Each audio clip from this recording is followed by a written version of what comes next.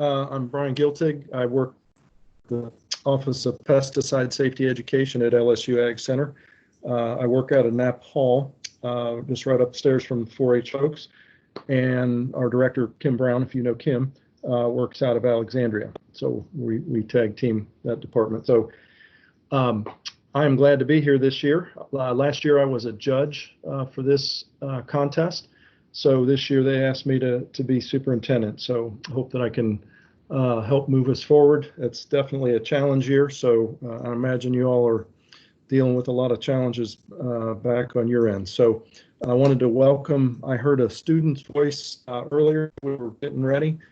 So welcome to any staff and students that are out there. So without further ado, let's go ahead. This presentation I put together just to go through some of the basics of the contest, but also I've given some pointers. It's not, this is not an end all be all. It's not set in stone as to how you fulfill the requirements of the contest, but I've offered some basic suggestions, and certainly they're open to discussion or questions or your own ideas as well. At the end, we'll have some question and answer time, so feel free to ask any questions you might have about things. Let's move on. This is the contest date and time. Remember that it's scheduled for Thursday, June 25th from 9 to 12. Certainly this can be a number of contestants requires this, and the tech team will manage this. So if we extend on into the afternoon, we have some type of a lunch break, and we'll resume with the schedule in the afternoon. The basic focus of this contest, as the rules stated, is conservation or management of one of our state's natural resources. We want to encourage you to have the students keep it close to home. Certainly the topic can extend globally, but we want to encourage you to have something for them to choose topics that relates to one of Louisiana's resources. So what kind of a speech should this be? There are different types of speeches that we can give. Some are informative, some are persuasive, some are entertaining. But what we want to do is to make it a combination of informative and persuasive. All right, so we're going to have our own unique kind for this contest. It can be entertaining, but it should be so naturally and not just for the sake of entertaining. Some of our students are funny. They do well on their feet when they speak to others, but they want to be careful not to make it just entertaining and not focus on the content, as that's what they'll be judged on. They want to avoid merely reciting facts, though. And although facts and details should be a major part of this, don't just merely recite facts as a part of their presentation. Facts and details should be the backdrop of the persuasion of your presentation. Okay, they should complement. Okay, let's move on to some suggestions for preparation. And as I was a former school teacher for years, and I've taught almost everything except physics. One of the courses that I've taught is environmental science. So my students had to give a presentation. I remember as they took that course. One of the things I would recommend is to encourage them to read and read some more. The better read they are on their topic, the easier the presentation will be for them to give. And I want to encourage them to use their local library resources. That's not cheating. I want to encourage people that the library is open for them at school as well as it is for contests like this. So definitely get to know your librarians. They can be tremendous resources for the preparation for something like this. And obviously that's going to probably be online or by telephone, but this summer they could certainly connect with their local library. Ask for suggestions as to periodicals, newspapers, and book resources for their topic. And the librarians should know some of the more important ones that they would recommend. And even if they've selected a topic, they should allow their reading that they do on their topic to focus it even more. So just because they select a topic at the beginning of the process, they can actually tweak that topic as they read a little bit more deeply. They may want to change it a little bit. And remember that that you only have 5 to 7 minutes. And yes, 8 is the limit, but don't shoot for 8. Shoot for something a little less, so that as you give your presentations, or as they give their presentations, it won't go over time. Keep their topics, encourage them to keep their topics narrow enough, requires much background information. So if they narrow their topic a little bit, it'll require a good bit of reading, but it won't be so overwhelming.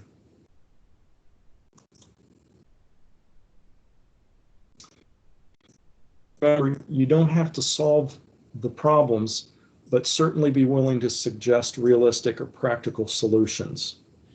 All right.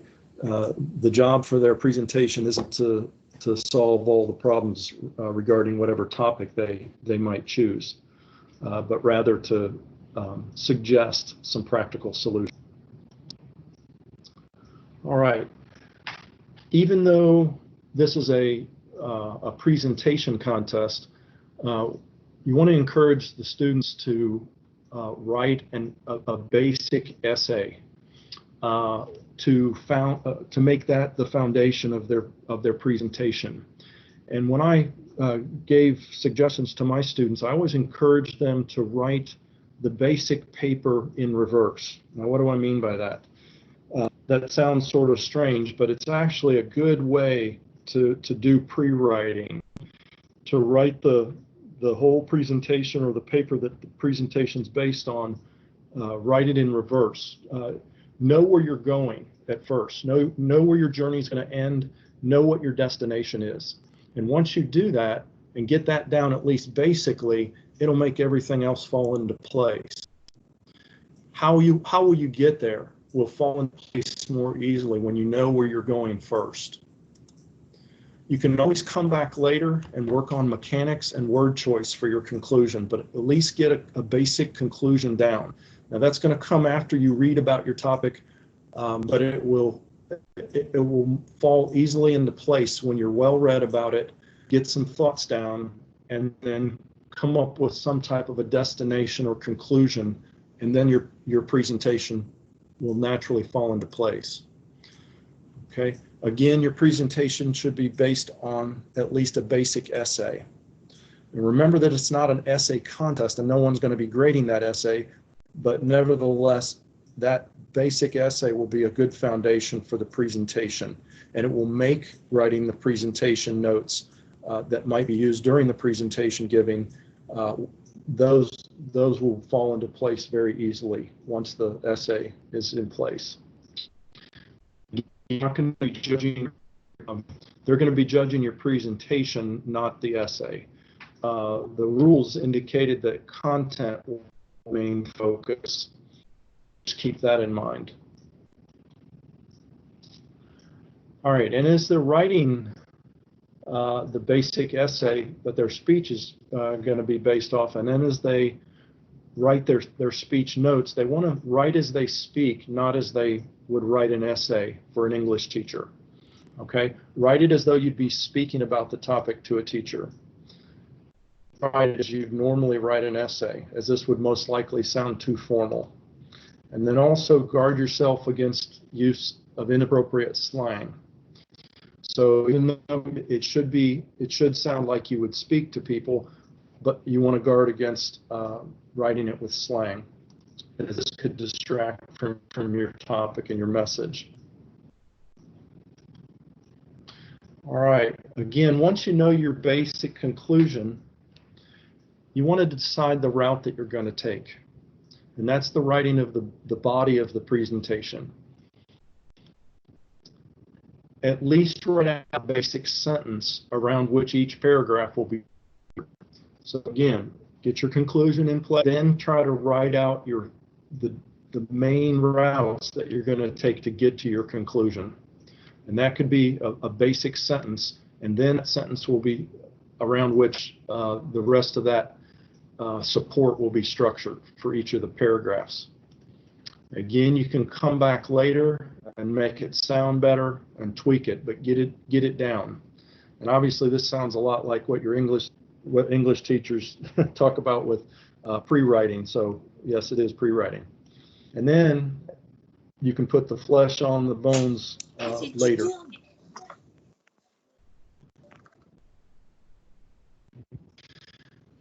And fill out the key sentences in your paragraph with supportive details. These can be facts, these can be quotations, whatever that might be. Here's about quotes and supporting facts. If you quote sources or individuals, do so sparingly. Avoid making your presentation merely the reading of quotes. Remember that quotes should support your ideas, not be them.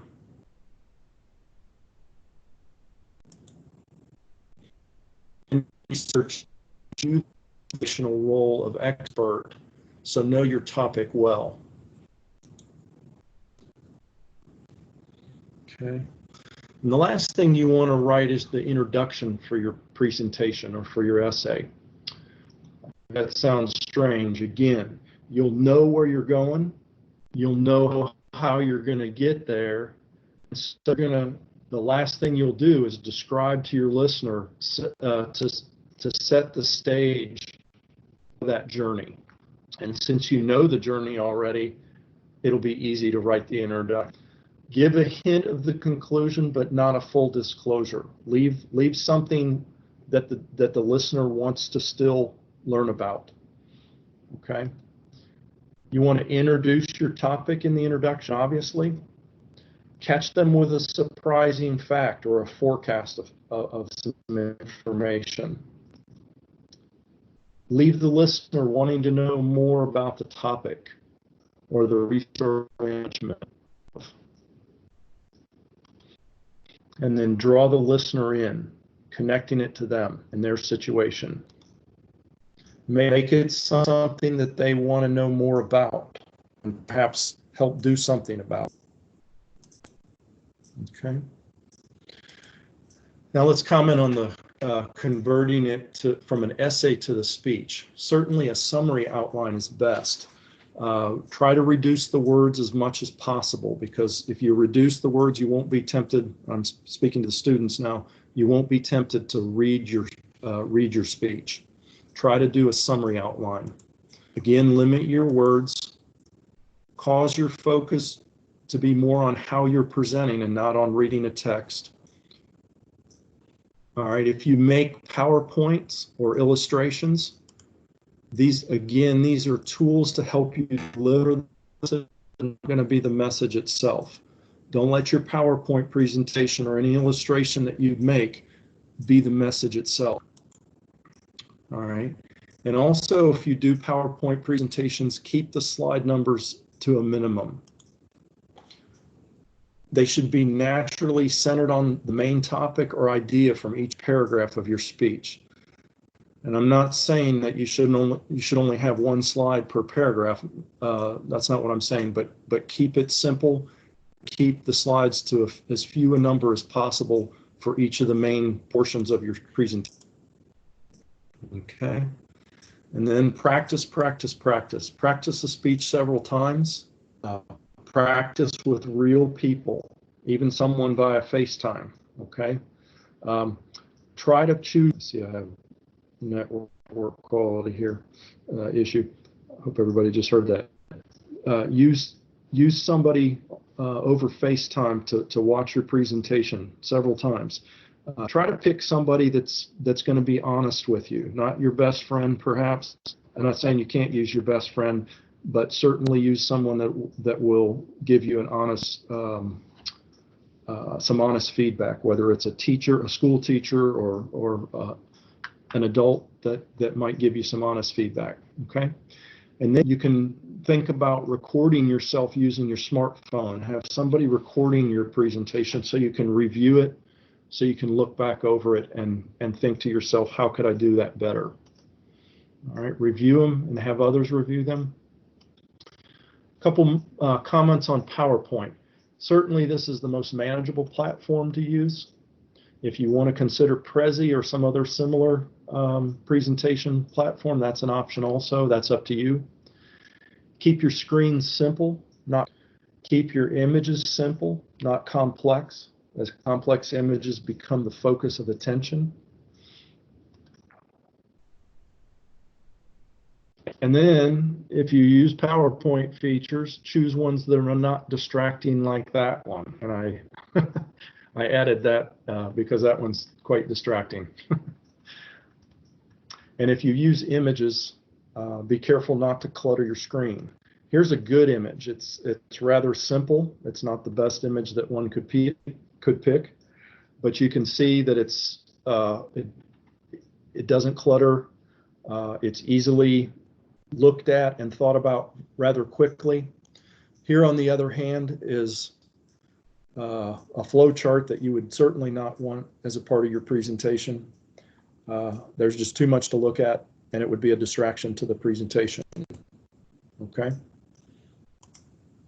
If you make posters, if your webcam doesn't work well, and that's going to be a little bit difficult with maybe our depending on our technology that we're using, the speed of our internet, it might be better to take a nice digital photograph of your presentation poster and upload it, have it uploaded so that you can have it on the screen when you want it to be.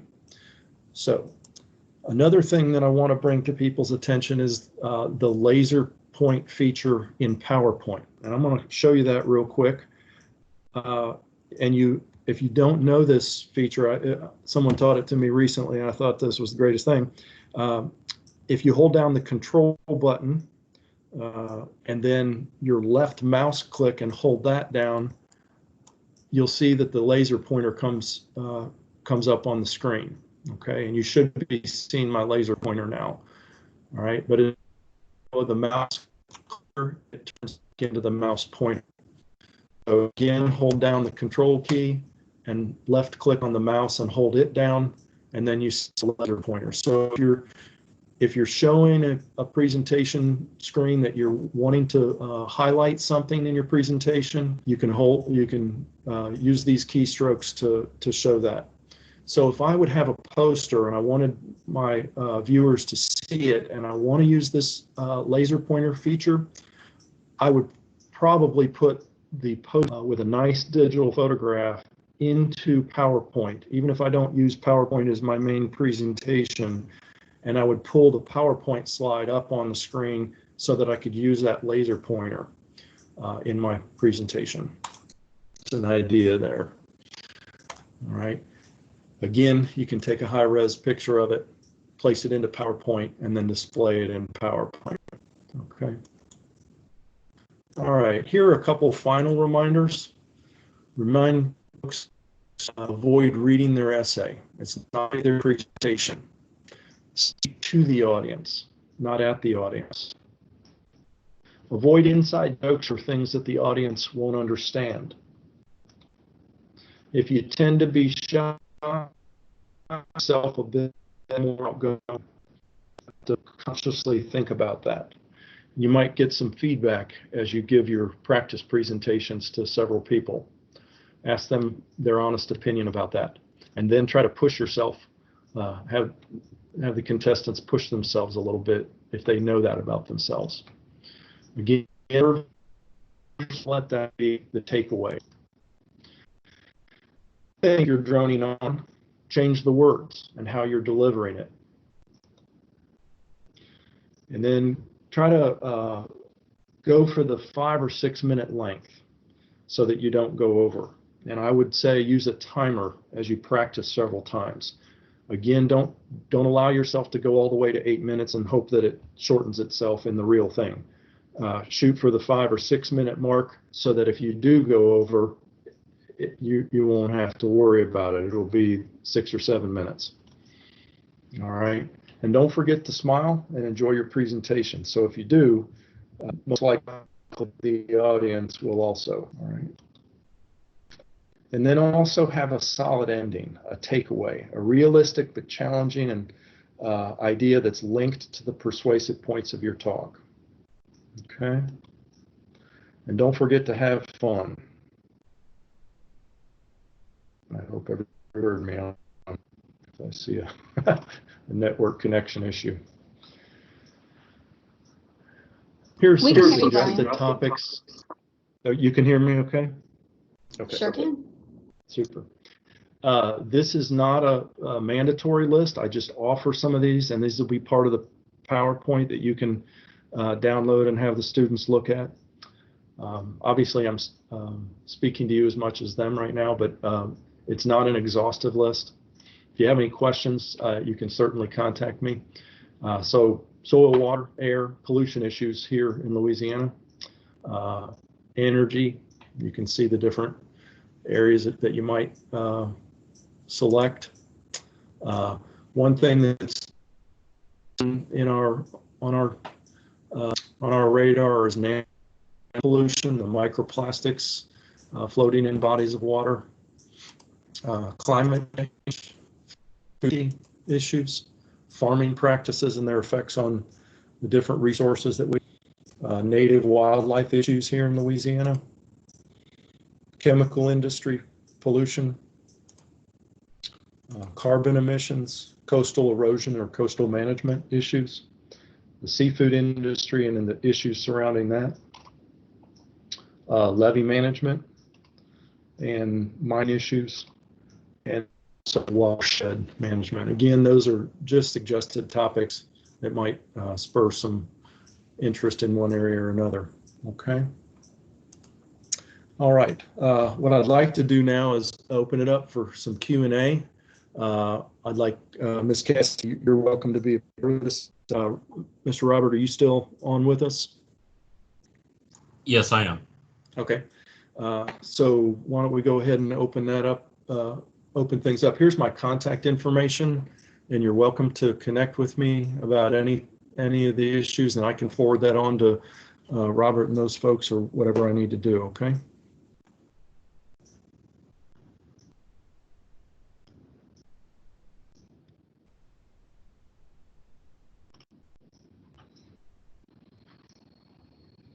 Okay.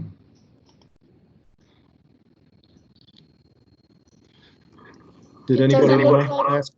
Doesn't look like we're having any questions pop up, Mr. Bryan, unless somebody wants to interject with something. I have a question. This is Hilton Waits. Okay. I was looking at, and thank you for your presentation. That was extremely informative and lots of very good ideas and takeaways in there. Probably the best thing I got was the using your mouse for the pointer. I'm going to use that. Thank you. The question I had, I was looking at the rules before the meeting and noticed that in number 5 under the general rules, it talks about in preparation for their video recording, but then it talks about in rule number 6, the contestants will present to the judges. They're not recording this and sending it in. They're going to do it live in front of the judges like the other demonstrations? That's right. That was, okay. I left that in there by accident. There was the option of earlier on to record it. And we didn't know what kind of technology issues we'd have, so we wanted to give the students the ability to present, let's say even on their smartphone, and save the recording, and then view it on Teams, perhaps with the judges there as well, and then respond to the questions as though they had given it live. But we decided that we did have technology. Even if that means possibly having the students go to their parish offices. I want to let Ms. Cassie, why don't you respond to that? What what are they intending for opening it up if technology's an issue or bandwidth, that kind of stuff? Essentially, from what I understand, we're going to establish a schedule based on how many participants are in the contest. Obviously, we have a little more wiggle room if we have more time during that 3-hour period. But luckily, if there are bandwidth issues or internet issues, we should be able to extend a little bit more into the afternoon. We have different tech team and IT people assigned to different contests, so it's not like one would necessarily be having to leave to go somewhere else. Every effort is going to be made so that every kid who enters the contest is able to present it, even if it runs a little bit over that predetermined time. Okay. Let me ask this to everyone, and I don't know how this is going to happen with responses vocally, but feel free to chime in. Was there anyone that felt like the presentation that I gave, and I purposely used a PowerPoint?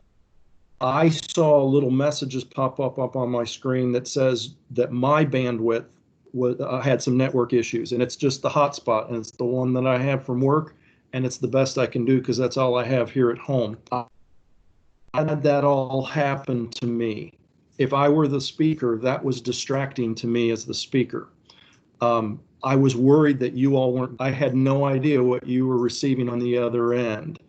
Was there any of my listeners out there, and I see about 9 different people on my screen, and I think there's even more that are part of this today.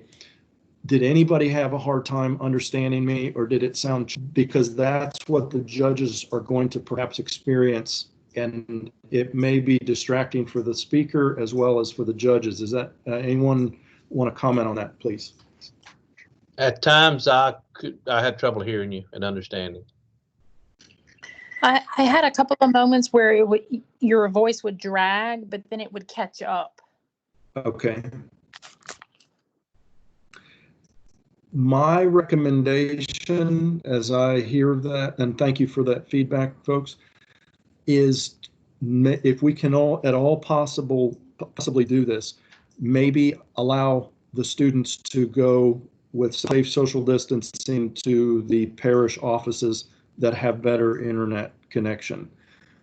I'm finding, as I've experienced Teams meetings and other Zoom meetings with other organizations the past month or two, it's been a little distracting for connectivity. And I guess my thought on, if I were a judge, or or even if I were one of the students giving the presentation, I would want as little distraction that was unnecessary as possible, if I'm trying to focus on my content. So that's just my suggestion. I'm open to whatever the 4-H committee decides, and we'll just deal with it. It's reality. It's, but at the same time, the students need to be reassured that they're not going to be downgraded because of technological issues. We'll take that into consideration. The judges are going to be prepped to do so, if that makes sense. Any other comments on those issues?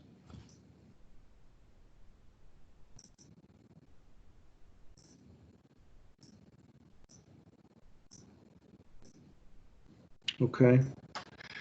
Are there any other questions about particular topics?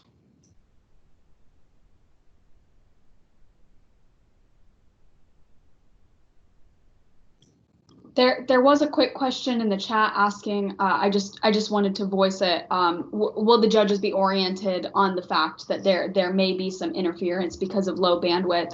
There will be a judges training, much like the agents were trained and much like the superintendent's training that we had. And that is something that we're going to discuss with the judges, is that we're going to have varying issues with technology, and that the students should not have that scores taken away from them due to, a connection error or stuttering that occurs because of technology. And Mr. Bryan, we do have a question here. I have a question. We're new to training for this contest. Do they submit the essay you mentioned? I don't see that on the rules unless I'm mistaken. No, that's a good question. no, the essay is just me encouraging them to have a foundational written where their presentation will naturally come from. Now, the hard thing, and I remember when I used to write presentations, it would be difficult for me sometimes to go from the paper to the presentation. So that's when I would get out my highlighter. I would highlight the things that I definitely want my listeners to take away.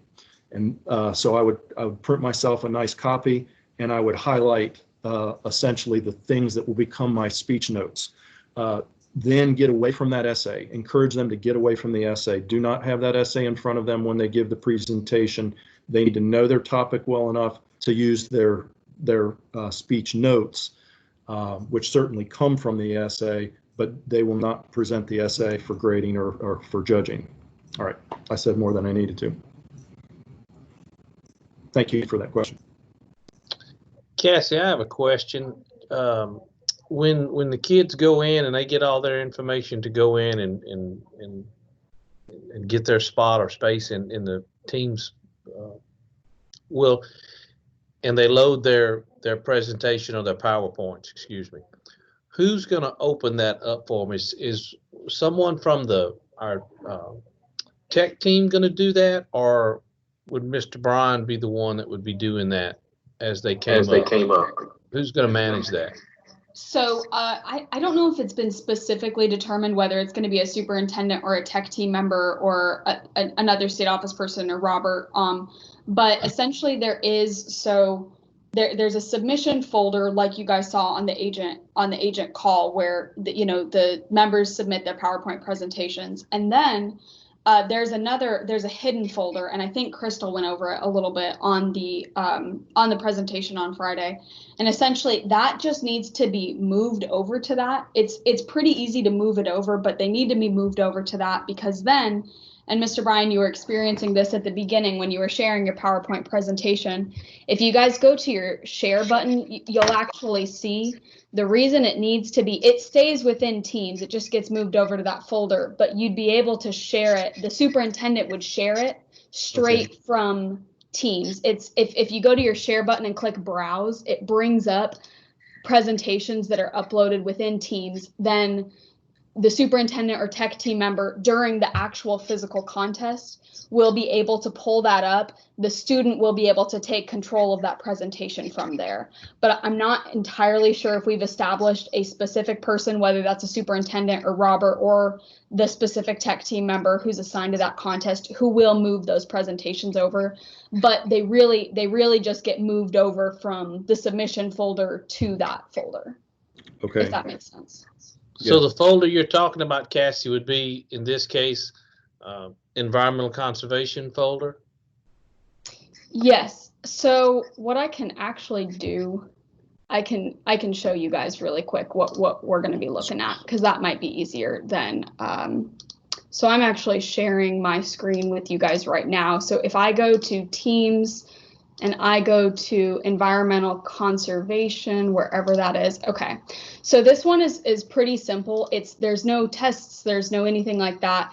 This is what the students will see when they're welcomed, is basically some rules, some, June, the date and the time of the contest. Also up here on this dashboard will eventually be that schedule for what those students, when they're going. Now, if they go over to their assignments folder, they will see that there's a PowerPoint upload here due on June 12th. Now, what also exists over here in the files is there's this presentations folder. Now, I can see this folder, but this folder actually specifically is not seen by anybody except owners of this team, which includes the tech team, IT, Mr. Bryan and Robert. Okay. So that folder is important because that's where those presentations are going to go. So the students can't manipulate this at all. They won't even be able to see it. This is where all of the presentations, let's say we have 15 kids in this contest, there will be 15 presentations right here. Then when we're presenting come the day of, the presentations will actually be pulled right from here so that there's no manipulation to, okay, hey, a student had extra time to work on theirs or anything. It's going to go straight from this assignment submission folder right over to this file folder that is locked and hidden from the students here. Okay.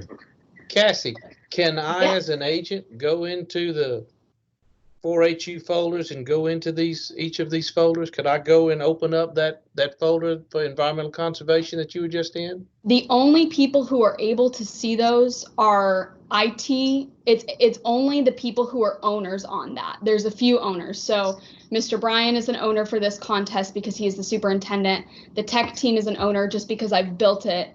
And then Robert is on there as well. So those are the only people that could see it. However, I believe that's how we're going to let you guys know which ones have been submitted and received, is there will be reports sent out based on, we can see who's turned it in and what's on in that folder.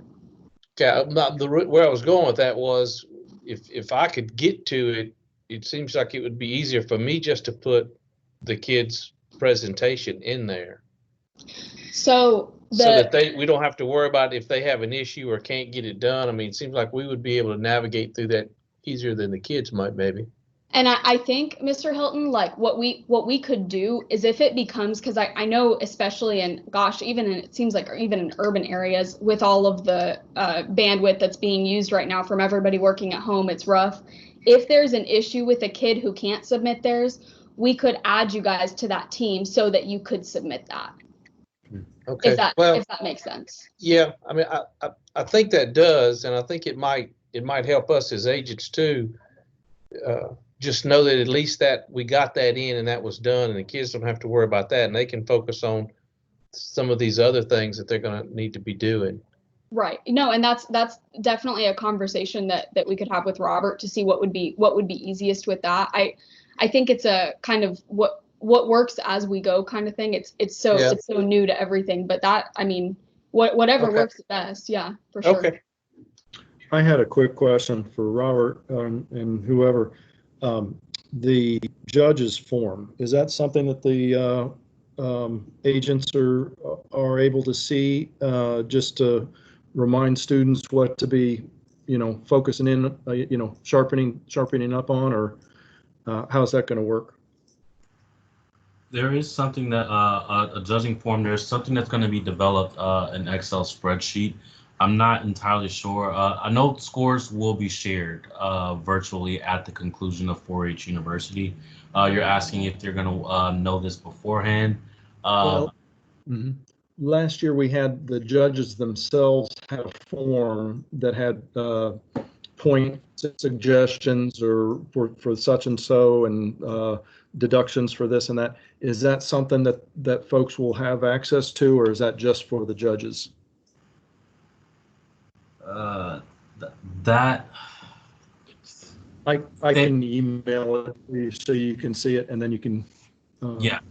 I can speak to that. This is Shannon Waits. It is extremely helpful if agents and participants could get those score sheets back after the fact.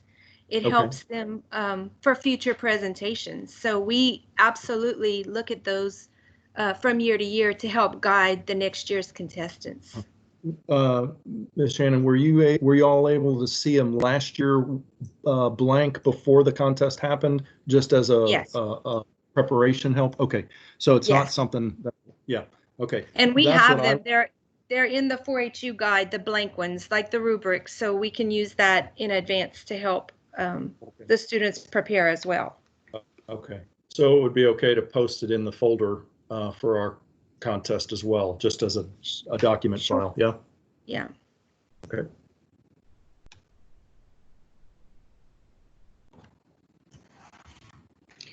All right, did anyone else have any other comments or questions?